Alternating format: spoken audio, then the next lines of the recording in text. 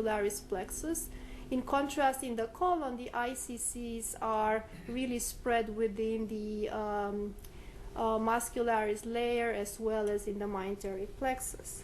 So now if we use the same technique, the immunofluorescence, we can try to identify if the interstitial cell of Cajal may express ETV1.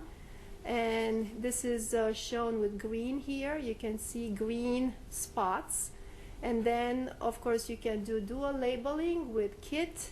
And this is shown here in red. And then you can overimpose the two stains. And you can see that the same cell stains both with KIT as well as ETV1, demonstrating that, in fact, the interstitial cell of Cajal express ETV1. So it is a marker of ICC.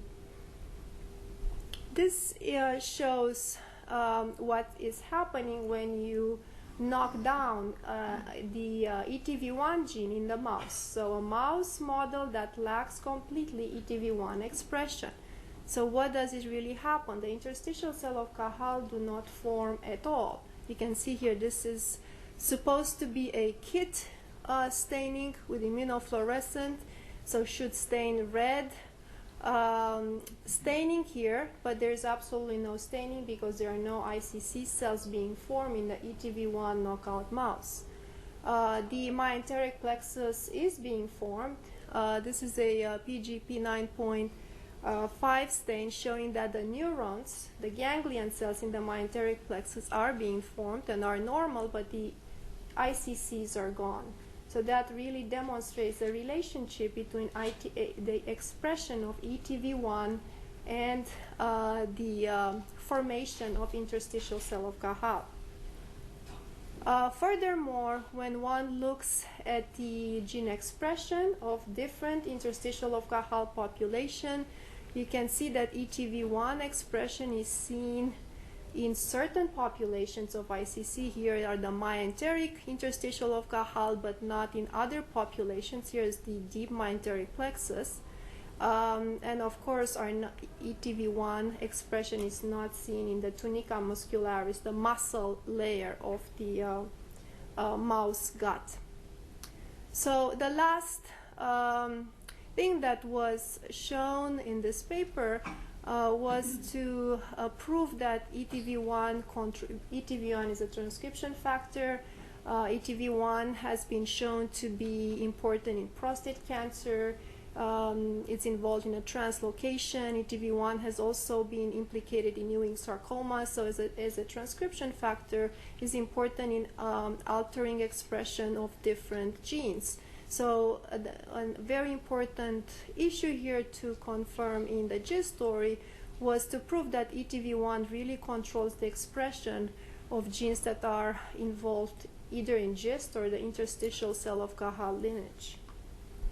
So again, using the same knockdown experiments, if you knock down ETV1 gene from the GIST cell lines, again, either the sensitive, imatinib sensitive or imatinib resistant cell line, you will see decrease in expression of certain genes. And if you look at what genes are going down, these are exactly the genes that are important in the GIST signature. So in summary, this particular study showed few things. One is that GIST tumors highly express ETV1 regardless of the mutation type. ETV1 is required for GIST cells growth and survival.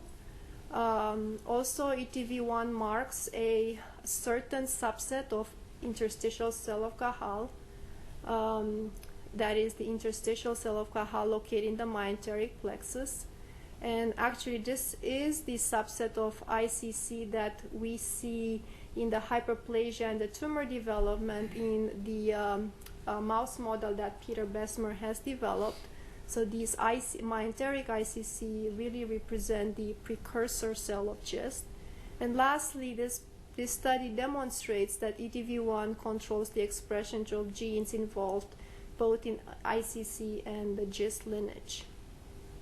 So it was a very, very important study to understand further the pathogenesis of these tumors. So moving on to the second item are the defects in the succinate dehydrogenase in wild type and pediatric GIST. Succinate dehydrogenase loss of function mutations were first identified in familial paragangliomas.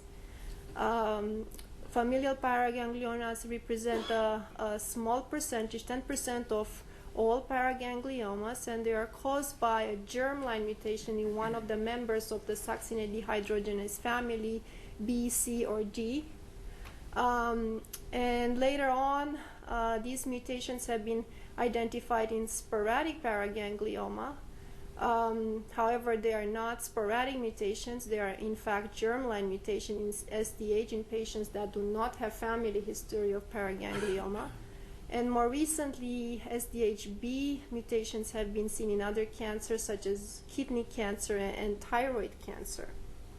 And a paper from Dr. Stratakis group at NIH have shown a few years ago that mutations in one of the members of the succinate dehydrogenase is also implicated in the Carney-Stratakis Dyad. Is a syndrome.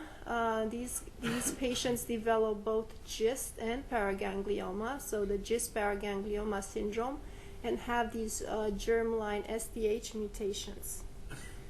So then the next question became if these this pathway or these genes are also involved in pediatric GIST or GIST that lack mutations in KIT or PDGFR alpha, or we don't really understand mechanism.